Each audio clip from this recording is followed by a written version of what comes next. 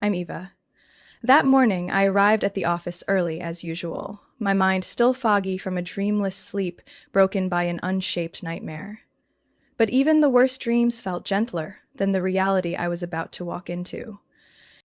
The 13th floor of the Crawford and Bell building always smelled like burnt coffee and cheap perfume.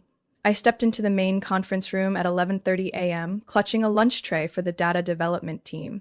3 salads, 2 turkey sandwiches, and a non-fat latte I had specifically ordered to match my sister Madison's preferences. She was the executive director, here the board's golden child, and the same person who once looked me dead in the eye and said, "Nice job running deliveries, sis." The conference room gleamed, with ceiling lights bouncing off the long glass table, making everyone look like contestants in a game show. Department heads in tailored suits laughed and chatted around the table while I weaved between them, trying not to spill anything from the tray. I placed the latte in front of Madison just as she was passionately laying out next quarter's growth strategy. She didn't look up, didn't thank me. No one in that room even acknowledged me. Not a nod, not a glance. I was just a shadow. Familiar, unnecessary. And then it happened. As I turned to leave, Madison abruptly stood up, latte in hand. She glided over to me like she was performing on a Broadway stage. "Eva," she said, voice so sugary it could rot teeth. "Remember what I told you last time about non-fat lattes?" I didn't even have time to respond before the scalding coffee hit my left thigh. It wasn't a slip, it wasn't an accident. I froze. The burning pain shot from my thigh down to my knee, my slacks soaked through, heat pressing in like I was suffocating. Madison gasped theatrically. "Oh my God, Eva, that was an accident. I hope you're okay. But hey, you're used to cleaning up messes, right?" The room erupted in laughter. That laugh, it wasn't loud, but it was sharp, clean like a razor. Some people covered their mouths, others turned away, but no one said a word in my defense. I stood there, gripping the edge of the table, my jaw clenched so hard it numbed. No one offered a napkin, no one asked if I was hurt. They looked at me like I was a lunch break sideshow. I didn't say anything. I didn't cry. I didn't walk away. I just turned and looked Madison straight in the eyes. She raised an eyebrow, her lips curling in smug triumph. And then the conference room doors flew open. No one saw it coming. No one expected who walked in next. Dorian, my husband, stepped in wearing a charcoal gray suit tailored to perfection, his gaze as cold as ice. He didn't need to speak. With a single glance, all the laughter vanished. He walked to the center of the room, placed his briefcase on the table, and slowly scanned every face in the room, pausing on Madison for exactly 3 seconds. "I just reviewed the surveillance footage," he said, calm but sharp as a scalpel. "Everyone in this room who failed to intervene during that harassment, effective immediately. You're no longer employees of Dorson Capital." No one could breathe. I had never seen anyone go pale faster than Madison. A man in the corner gulped so loudly it echoed. A young woman gripped the arms of her chair so tightly her knuckles turned white. "HR will send the official notices within the hour," Dorian continued, eyes still locked on Madison. "And if anyone wants to file a complaint, I'll make myself available for a court hearing." No one moved, no one said a word. Dorian turned to me. He didn't touch me, didn't ask if I was okay, but his eyes said everything. I walked out of the conference room, my clothes still damp and the scent of coffee rising in faint, warm wisps. The sting on my left thigh wasn't as sharp as the looks from those who had chosen silence. I didn't look back. I didn't need to. Dorian had done his part, like a punctuation mark, but that was just the surface. The truth was, without that public act, this company would have kept pretending I never existed. And that's exactly what they had done for the past 3 years. I joined Nolan and Pierce right after earning my MBA from NYU. Unlike what most people assumed, I didn't use connections. I didn't lean on Dorian, even though by then he was already a successful investor. I wanted to prove myself. Not as someone's wife, not as Madison's little sister. I wanted to walk through that door on my own merit. And I did. In my first year, I proposed building a seasonal-based consumer behavior prediction model, merging retail data with sociological trends. No one paid attention at first, until finance noticed that the model had helped boost second quarter revenue by nearly 8%. I thought I'd finally be recognized. Then one Monday morning, I saw Madison's presentation slides on the executive room screen.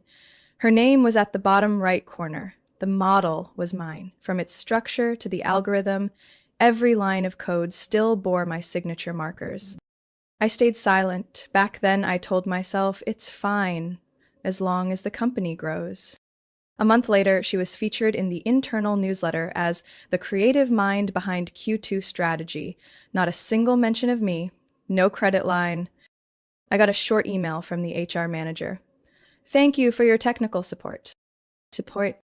The next time I proposed launching a search trend analytics system using heat map data, Madison invited me to co-develop the project, then asked me to stay in the background for a more polished presentation. That's when I started to realize I was only allowed to shine in the dark. And everyone else? They didn't need much encouragement to follow along. I once saw a misforwarded internal email where the head of marketing, Alex Grant, joked, Eva should switch to running the cafeteria. At least she'd be seen there. An intern named Molly, who I had mentored for 3 months, accidentally sent a Slack message. Eva's the only person here whose role I still can't remember. The truth? They remembered. They just wanted me to believe I was nothing.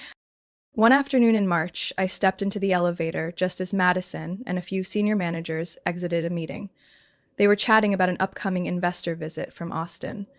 As the doors began to close, Madison caught sight of me and casually said, loud enough for everyone, "Don't forget to refill the coffee, Eva. You missed the sugar last time." The whole elevator laughed. I stared straight at the floor, numbers without blinking. I had learned to stay quiet so well that they thought I'd given up fighting back. But what they didn't know was I saved everything. Every forwarded email, every original draft with timestamps, copies of every renamed slide deck. I stored them on a personal drive I named Aria, the name I once dreamed of giving a daughter, if I ever had one. It was a matter of survival, not revenge. I used to stay silent out of fear of being called a drama queen. In this place, if a woman stood her ground, she was labeled aggressive, too soft, and she was a burden. I'd been trapped between those extremes for 3 years. And Madison, my sister, the one who once read my 10th grade diary aloud to her friends as a joke, had evolved. She was more calculated now, more strategic, and had a whole corporation behind her. She didn't need to shout to take credit. All she had to do was walk up and smile in front of a camera. But I had changed too. I was no longer the girl in a blue cardigan hiding behind a presentation board. That morning, the wind was still, but the air in the first-floor lobby of Nolan and Pierce headquarters was tight enough to choke on. The reception staff wore new uniforms. The LED hallway lights were dimmed to a neutral hue, and the digital board slowly scrolled the words, "Welcome Mrs. Valerie Benton and the investors from Sterling Equity."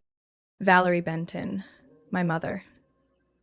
Also a founding shareholder, and at 67, still moving every piece like a seasoned chess master. From charity galas to restructuring strategies, she always knew exactly where she stood and who she was pushing to the bottom. I stood about 3 steps away from the reception counter, holding a packet of documents I had prepared for the meeting. Madison had arrived early, seated comfortably in the VIP lounge, her hair neatly done, wearing a navy silk dress and pearl-colored heels, ones I knew for a fact Mom had picked for her. When Valerie walked in, she didn't glance around looking for me. The way she strode, confident, brisk, caused the younger staff near the pantry to leap up and greet her. I nodded slightly and said softly, "Hi, Mom." She gave me a quick side glance, no nod, no reply. Her look was like a fluorescent light, bright but cold, and completely devoid of warmth. When the investors from Sterling Equity arrived, she led them into the main hall. Each person received a company profile, one I had edited, rewritten, and polished line by line. But at the bottom, The name credited was solely Madison Benton, Chief Innovation Officer. I walked behind them, like an unnamed assistant. Ladies and gentlemen, my mother said with poise and clarity, let me introduce the person who led Nolan and Pierce through the post-COVID crisis, the mind behind all our technological transitions, my daughter, Madison Benton. Madison smiled, stepped forward, and shook hands with each investor. Polite applause followed. I stood next to the presentation screen, remote still in hand. No one turned toward me. No one asked, anyone else? Valerie stood across the room, her eyes sweeping past me like I was a side table. Then she turned back to the audience, her voice dropping with deliberate weight. This company is family, and in a family, we believe in those who create vision. The word create might as well have been bolded. I stepped back, slipping into the edge of the LED screen's shadow. As Madison delivered the speech fluently, I realized it was the exact draft I had written 2 days earlier. Only 3 sections had been altered. The rest, word for word, was mine. During the Q&A portion, an older investor, Mr. Harold Stanton, turned toward me, visibly puzzled. And you are... Sorry, I don't see your name on the coordination list. I managed a calm smile. I'm Eva Benton, head of the data modeling division. Valerie cut in immediately, her voice clipped and mechanical like a typewriter. Eva supports behind the scenes. She's great with system operations. Madison handles the strategic direction. Support? That word again? I nodded, said nothing more. Speaking up now would seem disruptive. And I didn't need to, because the air had already fractured long ago. At the end of the session, while the investors toured the office, I slipped away from the group. I needed a minute to breathe. I ducked into the data tech room, the coldest room on the floor, and leaned against a bookshelf, pressing down the cramp twisting in my stomach. On the desk lay a research funding contract with MIT, a deal I had spent nearly 4 months negotiating. I opened it to check the signatures. Madison, the CFO, not me. My name no longer existed on what I had created. I pulled out my phone, opened the ARIA folder, and snapped a picture of the document, not to threaten, but to remind myself I wasn't imagining it, that what was happening was real. When I returned to the hall, Madison was mingling with the crowd, holding a glass of white wine, laughing with Harold Stanton. Valerie stood beside her, beaming like she had just secured a Senate seat. I stood at the doorway, looking at the 3 of them. 2 people who brought me into this world and 1 who pushed me under it. And I thought, if this is family, why do I feel like the intruder? And in that moment, I knew one thing with certainty. I couldn't wait for someone to rescue me. I was going to rewrite my own place, line by line, with the same quiet they once mistook for weakness. I started with a black USB stick no bigger than a thumb, encrypted and never connected to any internal network. In my office, tucked between 2 rows of filing cabinets long forgotten by others, I set up a parallel storage system. Every evening, after my coworkers had left, I copied each original file, proprietary slides, experimental models, signed comparison charts, timestamps, final edits. I placed everything into a folder labeled 13A, an internal code tied to the first project ever stolen from me. Each piece of evidence was like a battery, small, but together, powerful enough to trigger an alarm. I also installed screen recording software on my office computer, configured so that every time a file bearing my name was modified by another IP, the system would automatically log it. In my email, I created a private label that forwarded every internal message related to my projects to a separate address under the name E-Rose. No one at Nolan and Pierce knew this address, except me and Dorian. Every action I took had a clear purpose. Not to retaliate, but to protect myself. I also began recording meetings where I was invited to observe, especially those where Madison presented strategies based on the models I had developed. During one virtual seminar with our Korean partners, I caught Madison responding to a question about the data structure. We built this entire framework from scratch with support from the tech department, but the concept was mine. She didn't even remember how to pronounce the name of the core algorithm. I didn't react. I simply saved the recording, clipped the relevant part, and labeled it stripped credit.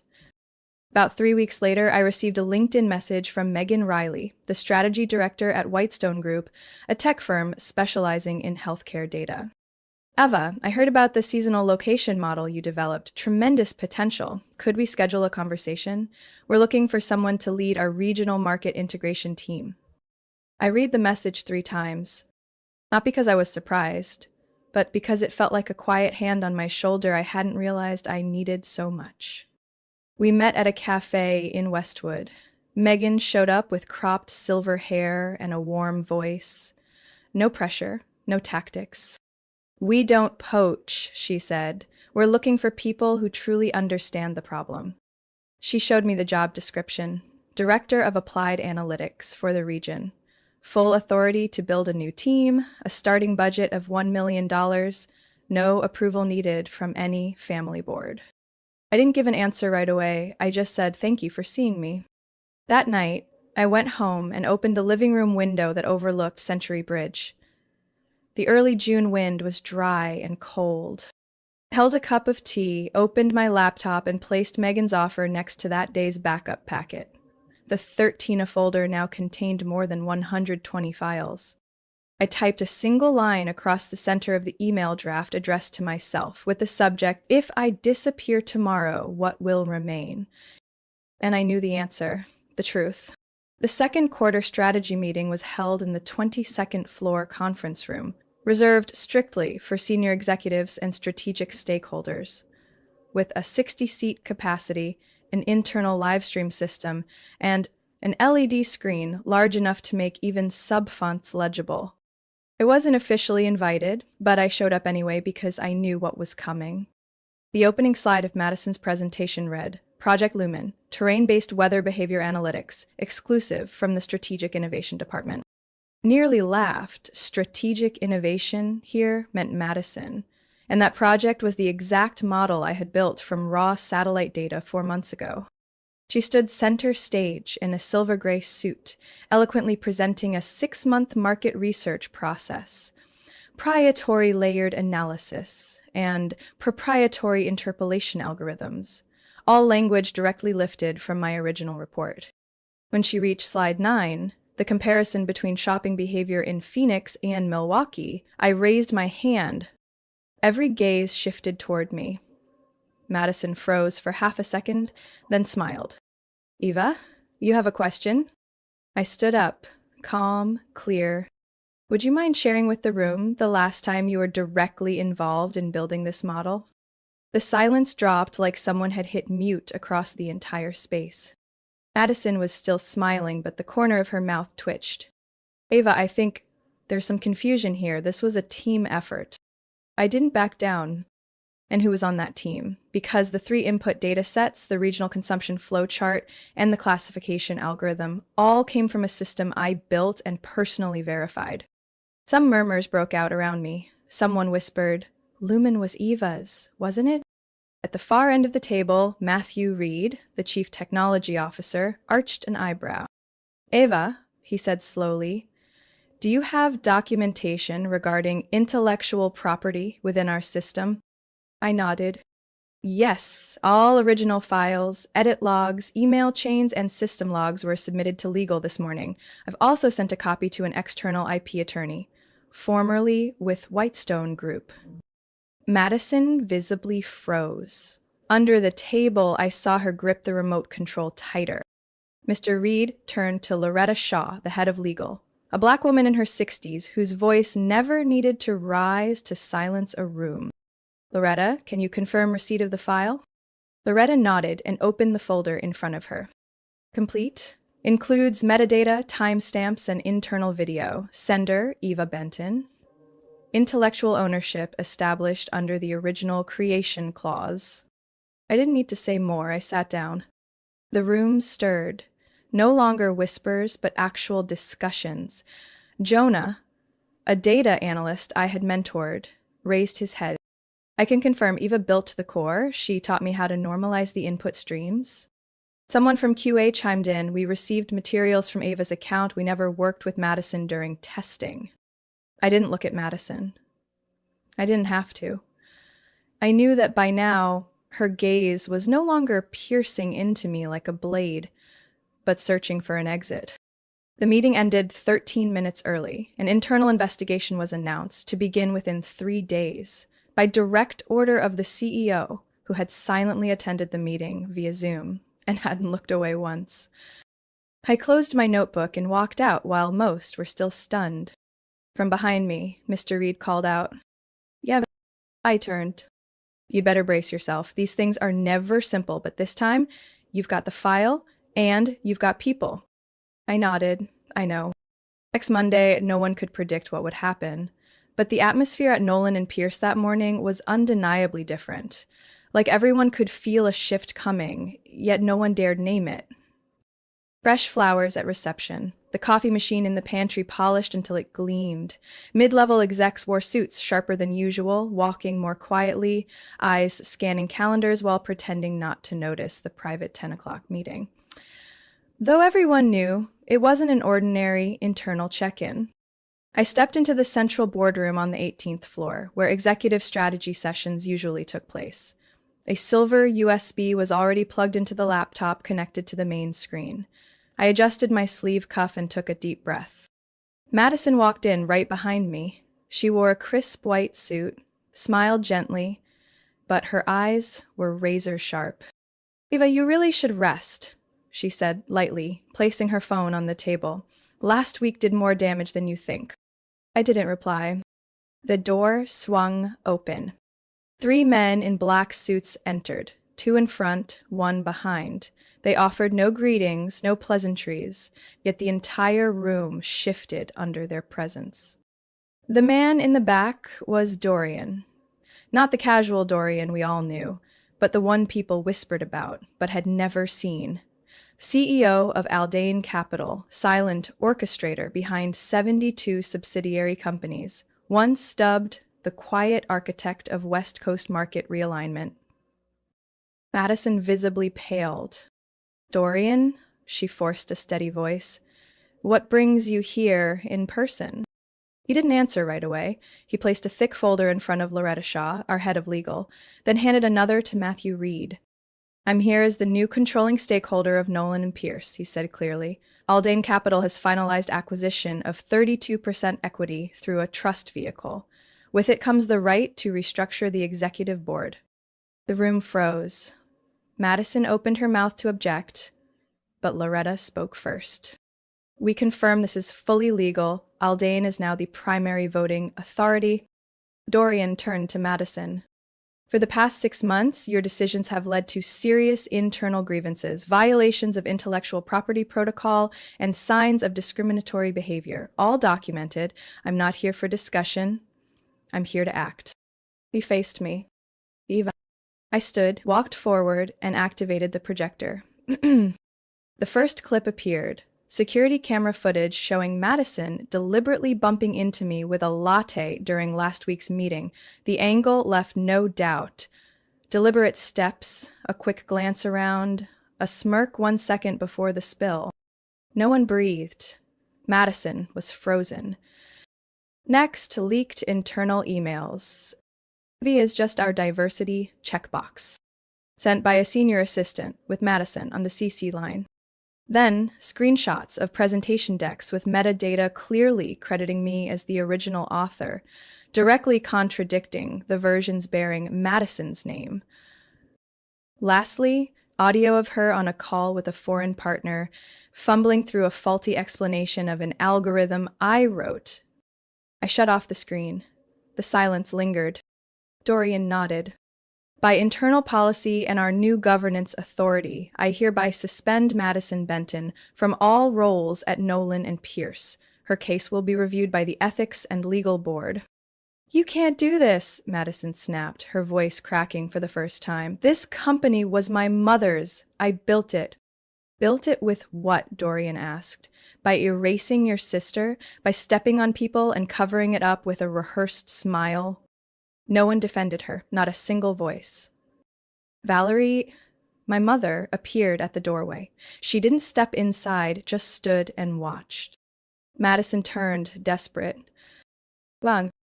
Valerie stayed silent, not a nod, not a word. She looked at me, long and steady, then turned and walked away. When the door shut behind her, I knew I'd never hear a "well done, sweetheart" from the woman who gave birth to me.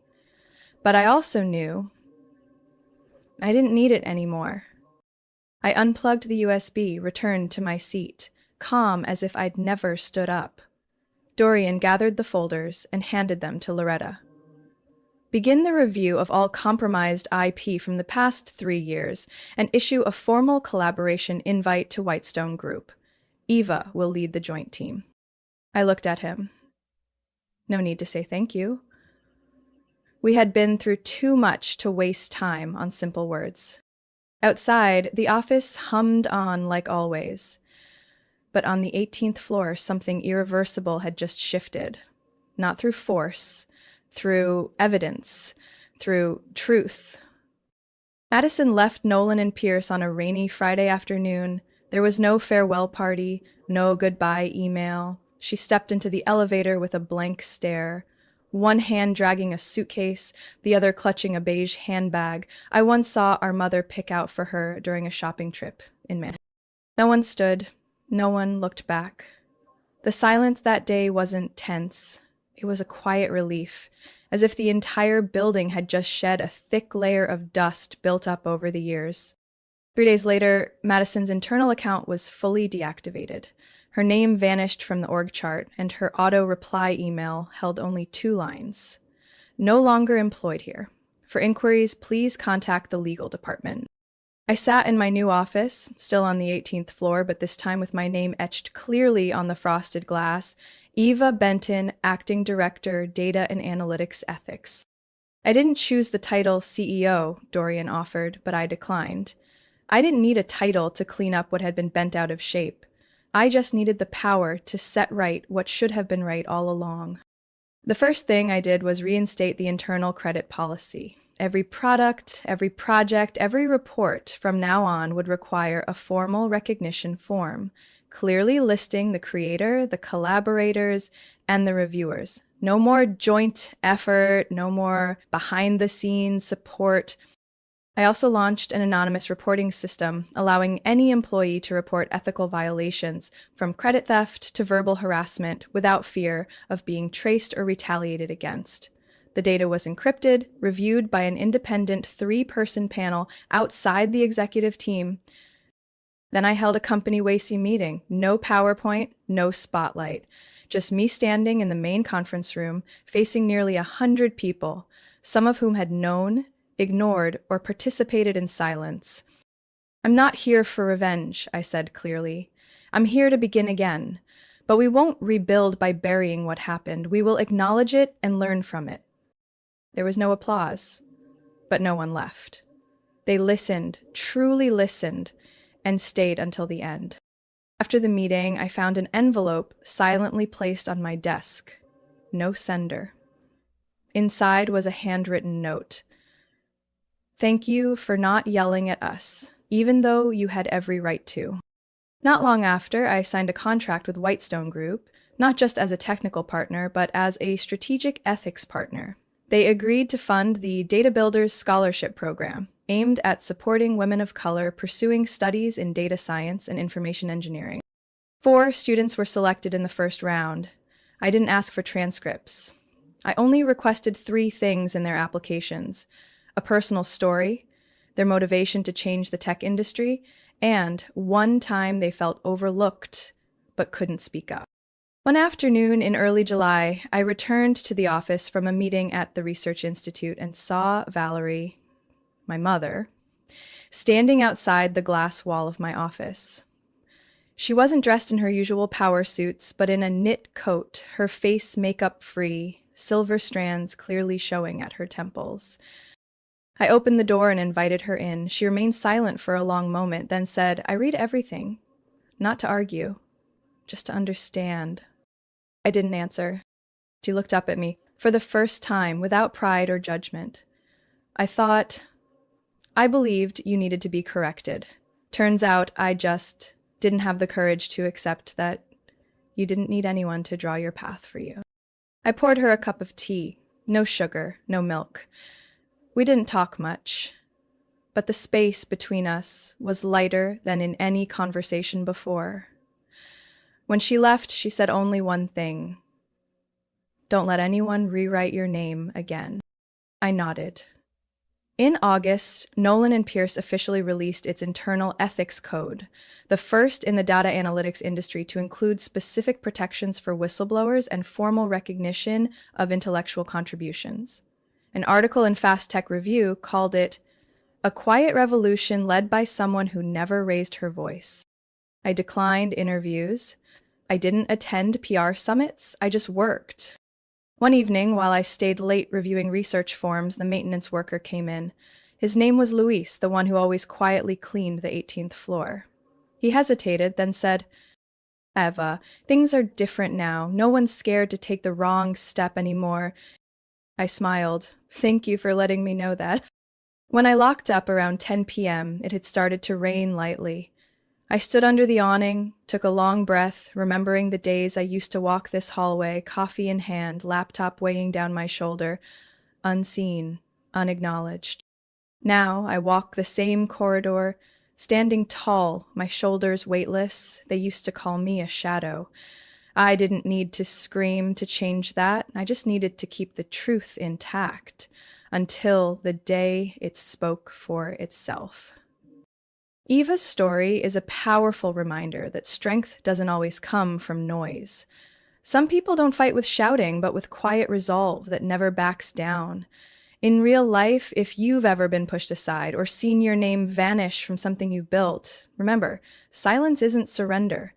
It might be the preparation for truth to rise clearly at the right time and in a way that can't be erased. What do you think about Eva's journey? Was she too quiet, or was that calm her greatest power? Share your thoughts below, and don't forget to follow the channel for more deep, real-life stories about family and resilience.